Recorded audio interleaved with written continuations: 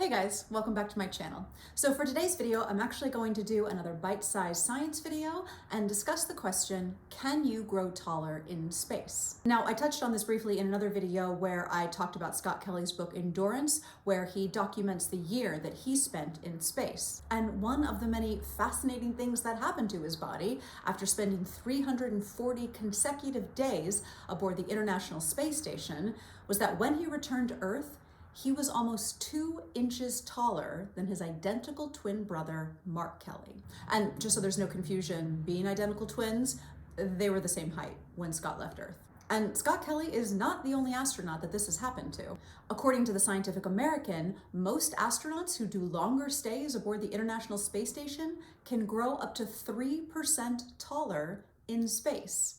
So for me, I'm 5'8", so what? I go up there for a couple of months, hang out on the International Space Station, and when I come back, I'm 5'10", which is pretty crazy when you think about it. So what the heck? Microgravity just makes us taller in space if we're up there long enough? Yes and no. It all seems to come down to the vertebrae in our spines. According to Cedars-Sinai, we are born with about 33 vertebrae, or individual bones in our spine. And by the time we become adults, most people only have 24 vertebrae due to some vertebrae at the bottom end of our spine fusing during normal growth and development. So when we are on Earth, gravity keeps the vertebrae in place by constantly pushing them together. But without gravity, the vertebrae will naturally expand slightly, causing a person to become taller. However, when we return to Earth and all of its gravitational forces, we lose that expansion and return to our natural height. So yes, you do get to be taller, but no, it doesn't last. And it didn't for Scott Kelly either, who returned to his natural height within a week or two of returning to Earth. But a few other interesting things happened to him when he was up there too. He stopped having to use his reading glasses after about 3 days. His jeans changed, and I'm not talking pants. So it turns out there are these little protective caps at the end of our chromosomes known as telomeres, and apparently Mr. Kelly's telomeres became elongated while he was in space. And they don't entirely know what that's about. And apparently, just like the height thing, his genes returned to normal expression levels when he returned to Earth, but some of his telomeres actually became shorter than they were pre-flight. And lastly, and for me, the craziest of all, when Scott Kelly was on ISS, his heart shrank 27%. Yeah, that happened. So according to the Smithsonian Magazine, on Earth, the heart has to pump blood hard enough to move it upward while gravity pulls it down.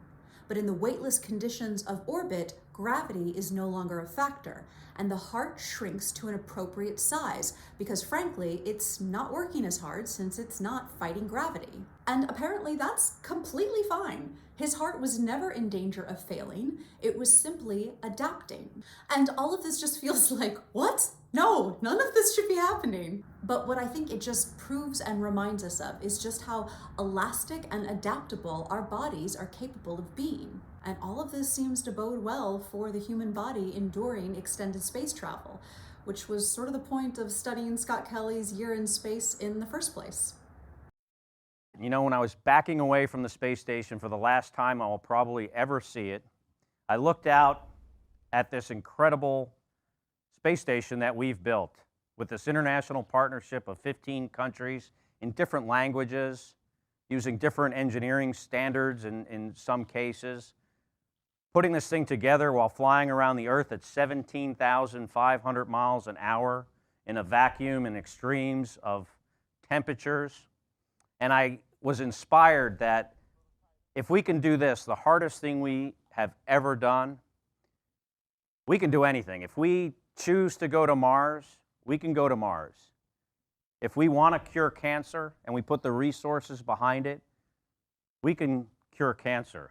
I think I'm a true believer now, if we can dream it, we can do it. It takes teamwork, it takes effort. We should never give up. And someday, I hope, maybe there's some kids in here, I think the person that is alive, that will walk on Mars is definitely alive today. And I was really inspired and very, very proud to be a part of this a part of our Year in Space mission. Thank you very much. Okay, that's it for today, guys. I want to thank you so much for watching, and I want to wish all of you a very Merry Christmas and Happy Holidays. And thank you so much for supporting me and watching all of these videos this year. I've really enjoyed making them, and I hope you have enjoyed watching them. And I look forward to making more in the new year. So I'll see you then.